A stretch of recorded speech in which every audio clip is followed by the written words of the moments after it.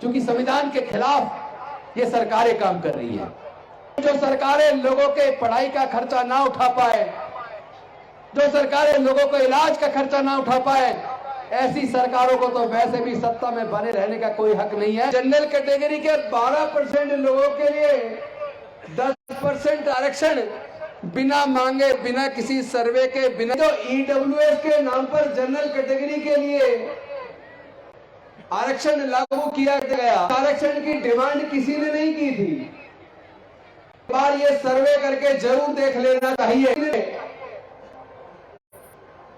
कि जब तक पिछड़े वर्ग के लिए आरक्षण लागू नहीं हुआ था, तब तक उनके समाज के कितने लोग कॉलेज में प्रोफेसर बन पाए। माताओं, बहनों और साथियों, सभी को क्रांतिकारी जय भीम, विनम्र नमो बुद्धाय। अभी काफी उत्साहवर्धक, ज्ञानवर्धक और ऐतिहासिक बातें बड़े जोश और खरोश के साथ आपने जितेंद्र जी की सुनी। तो जहां जितेंद्र जी ने खत्म किया, मैं उससे आगे शुरू करता हूं।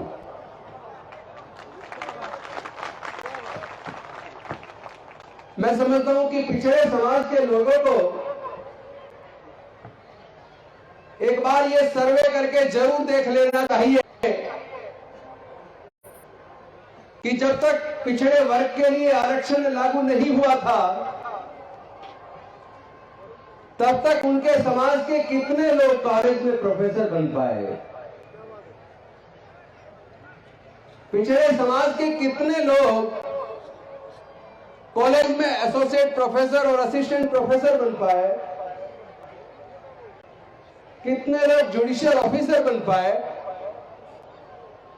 कितने लोग आईएएस आईपीएस बन पाए। और आरक्षण लागू होने के बाद 1993 में जब आरक्षण लागू हुआ,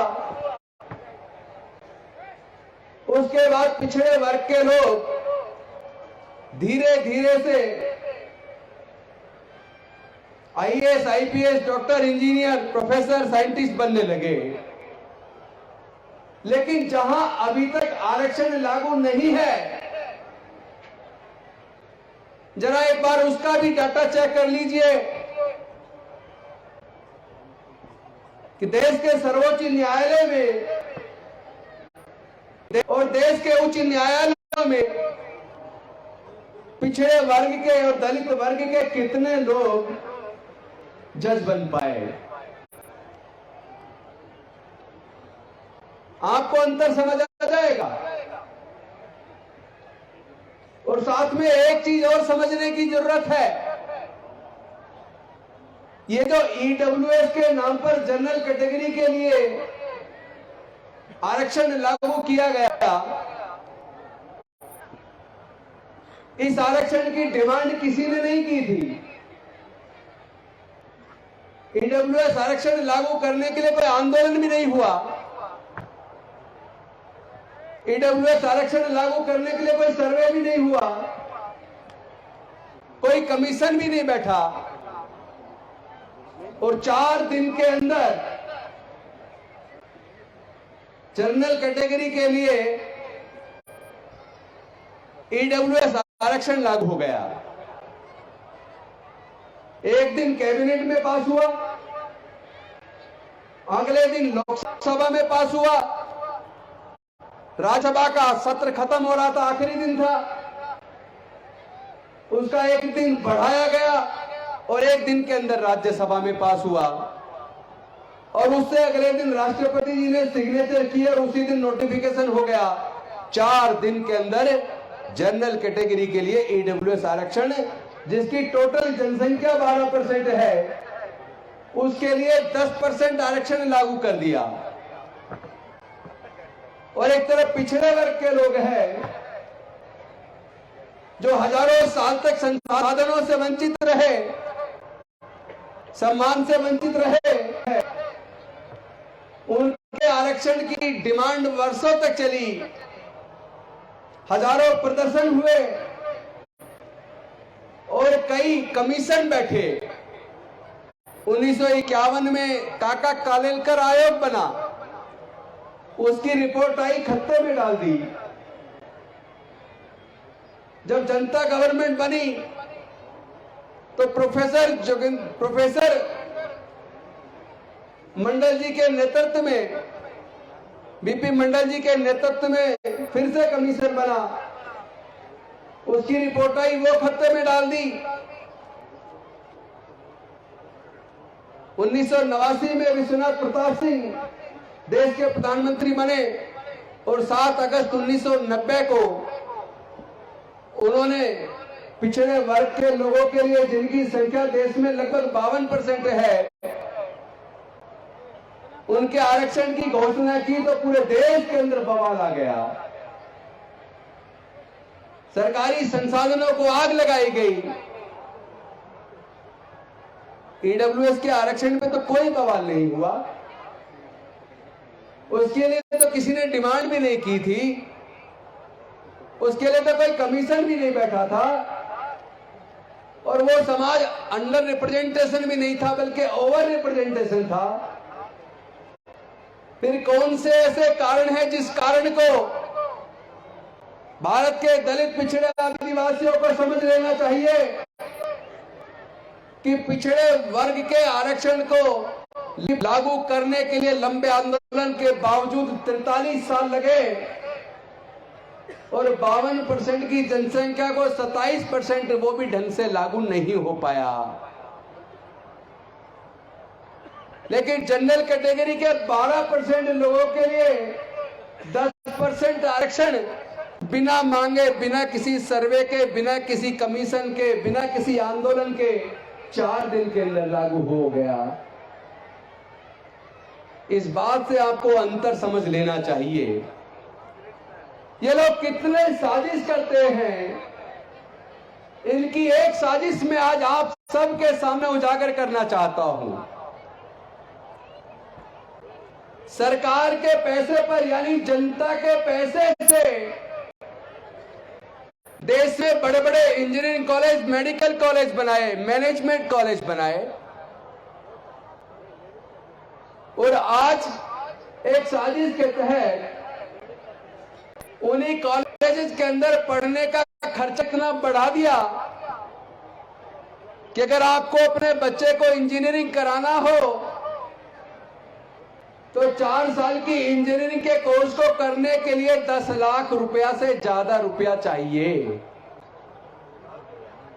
क्या दलित पिछड़े आदिवासी के 98% लोग अपने एक बच्चे की इंजीनियरिंग का कोर्स कराने के लिए क्या 10 लाख से ज्यादा पैसा खर्च कर सकते हैं क्या? आखिर ये सरकारी खर्चे पर, जनता के पैसे पे इतने बड़े बड़े कॉलेज क्या केवल पैसे वाले लोगों के बच्चों के लिए बनाए थे? क्या ये हमारे लोगों को ये बात समझ में आएगी? आपके, यानी आपके जनता के पैसे पे ये कॉलेज का निर्माण हुआ और उसके बाद उनके पढ़ने का खर्च इतना बढ़ा दिया, जिनके पैसे से कॉलेज बने उन्हीं के बच्चे उन स्कूलों में, कॉलेज में ना जा पाए। कितनी बड़ी साजिश है। देश के अंदर जितने संस्थान बने, चाहे ओएनजीसी हो, चाहे पेट्रोलियम कंपनियां हो, चाहे बैंक हो, चाहे इंश्योरेंस कंपनियां हो, चाहे टीडीसी के होटल हो, जनता के पैसे से उनका निर्माण हुआ और उसके बाद साजिश के तहत उन्हीं कंपनियों को घाटे में दिखाकर औने पौने दाम पर अपने मित्र, दोस्त, पूंजीपतियों के हाथों बेच दिया। देश को बेचने वाले राष्ट्रभक्ति का सर्टिफिकेट बांटते हैं।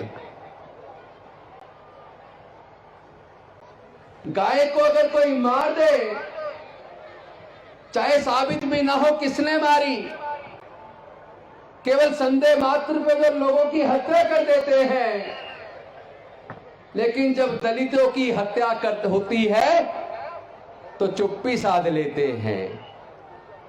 मैं आप सबसे पूछना चाहता हूं, क्या आपको ऐसी सामाजिक व्यवस्था की कोई जरूरत है जो हमारी बहन बेटियों की इज्जत लूट कर उनकी हत्या करती हो? क्या आपको ऐसी सामाजिक व्यवस्था की जरूरत है जो मूंछ रखने पर हमारे युवाओं की हत्या कर देती हो? क्या आपको ऐसी सामाजिक व्यवस्था की जरूरत है जो घड़ा छू लेने पर हमारे बच्चों की हत्या कर देती हो? क्या आपको ऐसी सामाजिक व्यवस्था की जरूरत है जो मंदिर प्रवेश करने पर, मूर्ति छू लेने पर हमारे बच्चों की हत्या कर देती हो? क्या आपको, हमें सबको, क्या ऐसी सामाजिक व्यवस्था में बने रहना चाहिए जो हमें गुलाम बनाए रखना चाहती हो? क्या ऐसी सामाजिक व्यवस्था में हमें बने रहना चाहिए जो रोज रोज हमारा अपमान करती हो? अगर ये अपमान हमारा हजारों साल से हो रहा है, या हम लोग जो इतना पिछड़ गए हैं, इसका सबसे बड़ा कारण यह है कि हमने अपने बुजुर्गों की सांस्कृतिक विरासत को, यानी बुद्ध के धम्म को छोड़कर ऐसी असमानता पर आधारित, अन्याय पर आधारित छोड़ व्यवस्था के हम हिस्सा बन गए। आपको तो गर्व करना चाहिए था कि वो बुद्ध का धम्म जो भारत से गया और पूरे दुनिया ने उसको स्वीकार करके तरक्की कर ली, और आप सबने अपने बुजुर्गों के उस धम्म को, बुद्ध के धम्म को छोड़कर जाति के ऊपर आधारित, छुआछूत पर आधारित, वर्ण व्यवस्था के ऊपर आधारित सामाजिक व्यवस्था को अपना लिया। अरे कैसे लोग हो जो अपने बुजुर्गों की सांस्कृतिक विरासत को छोड़कर, जिसको पूरे दुनिया ने स्वीकार करके तरक्की कर ली, और तुमने उसको त्याग कर जातिवाद पर आधारित, वर्णवाद पर आधारित, छुआछूत पर आधारित व्यवस्था को अपनाकर अपना बेड़ा गर्क कर लिया। कब तक इस सामाजिक व्यवस्था के हिस्सा बने रहोगे? कब तक बहन बेटियों की इज्जत लुटवाते रहोगे? तुम्हारा खून पानी बन गया है क्या?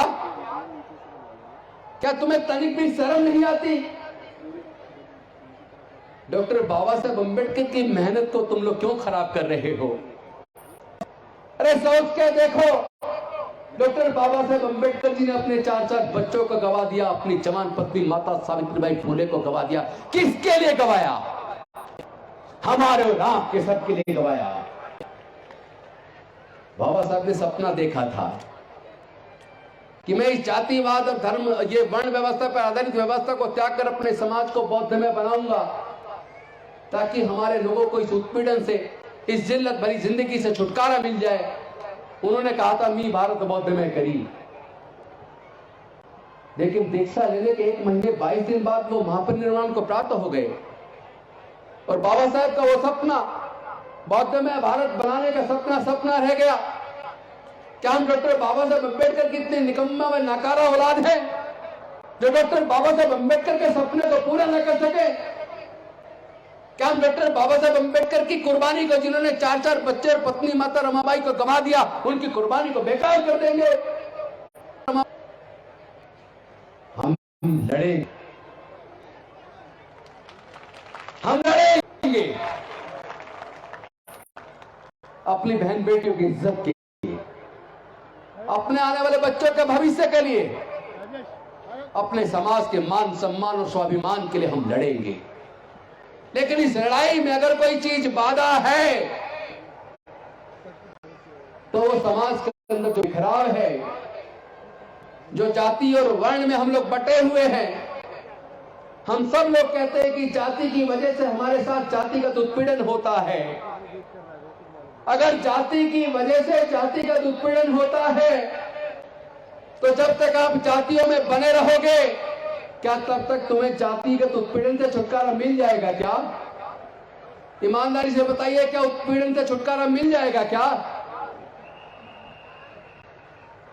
आप लोग की चुप्पी सवाल पैदा करती है।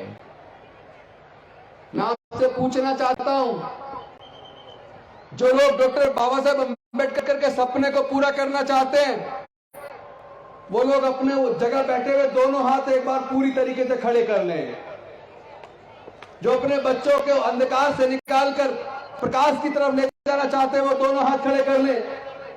जो बहन बेटे की इज्जत के लिए, अपने युवाओं के स्वाभिमान के लिए, अपने समाज के सम्मान के लिए अपने आत्मबल को बढ़ाना चाहते हैं, अपने समाज की इज्जत आबरू के लिए एकजुट होना चाहते हैं, जातियों को तोड़ना चाहते हैं, बुद्ध के दम में दीक्षित होना चाहते हैं, वो लोग अपने हाथ खड़े कर ले। जय भीम, जय भीम, जय भीम। ये लड़ाई हमें लड़नी ही होगी और ये लड़ाई चुप रहने से नहीं होगी। ये खामोश मिजाजी तुम्हें जीने नहीं देगी। इस दौर में कर जीना है तो कोहराम मचा दो। इस लड़ाई को लड़े बिना छुटकारा मिलने वाला नहीं है।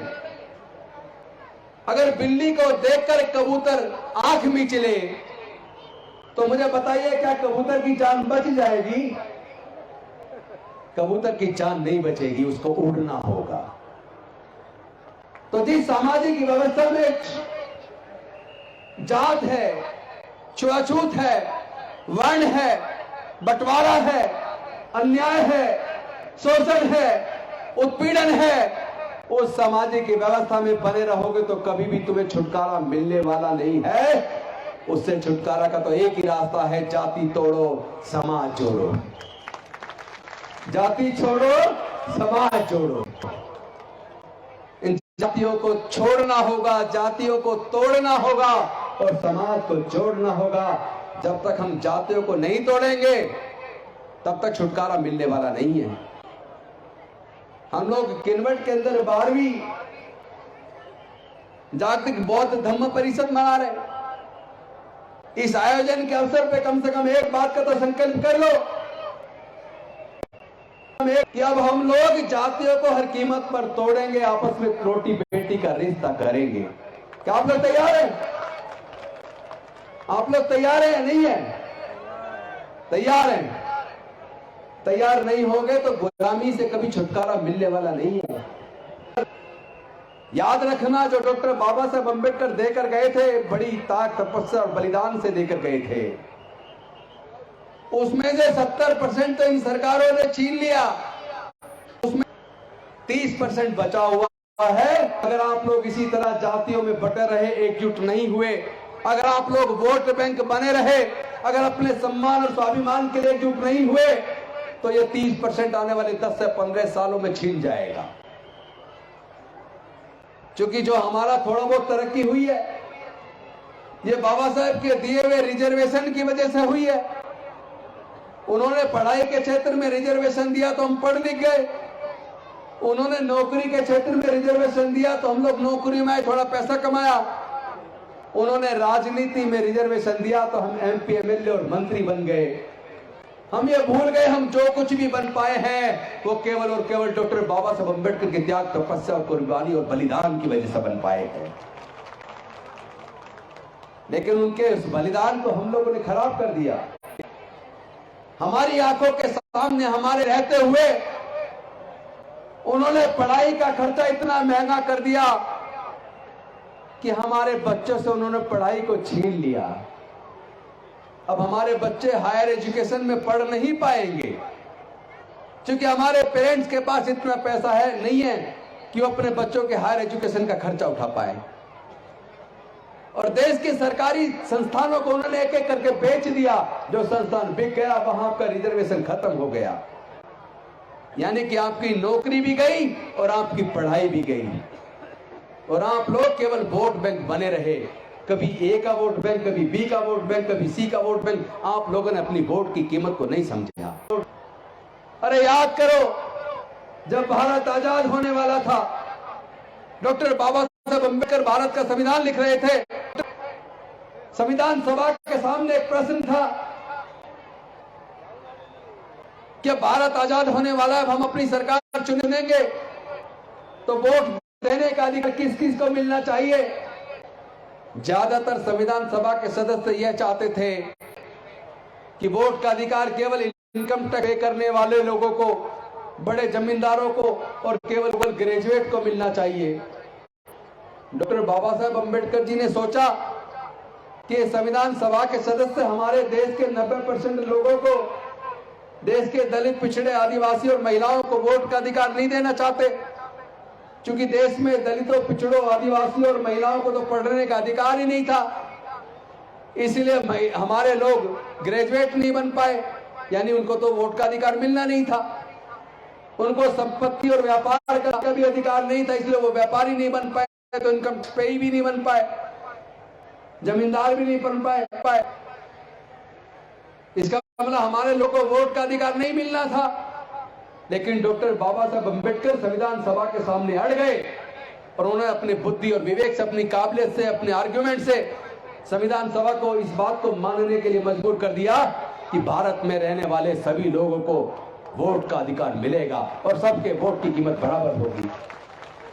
लेकिन हम लोगों ने अपनी वोट की कीमत को समझा नहीं। शराब की बोतल में 1000-2000 रुपए में 10-5 किलो अनाज में अपने वोट को बेच दिया, और जिन लोगों ने, जिन पूंजीपतियों के पैसे से हमारी वोट को खरीदा, उन्हीं पूंजीपतियों के हाथों पूरे देश को और हमारे बच्चों के भविष्य को बेच दिया। लेकिन हमारी आंखें अभी भी नहीं खुल रही, हम अभी भी वोट बैंक बने हुए हैं। थोड़े से अनाज में वोट बेच रहे हैं, शराब की बोतल में 1000-2000 रुपए में वोट बेच रहे हैं। ये वोट बैंक बनना बंद करो मेरे दोस्तों। अपनी ताकत, वोट की ताकत को पहचानो। मान्यवर कांसीराम कहते थे, जिसकी जितनी संख्या भारी उसकी इतनी हिस्सेदारी। लेकिन एक बच्ची वहां वर्धा में बोल रही थी, आजकल तो जिसकी जितनी थैली भारी उसकी उतनी हिस्सेदारी। वो बच्ची सही कह रही थी। अब आप सोच लो, क्या केवल पैसे वाले लोगों के हाथ में सत्ता और संसाधन होना चाहिए? क्या केवल उन्हीं के बच्चों का अफसर बनना चाहिए? क्या आपके बच्चों का अफसर नहीं बनना चाहिए?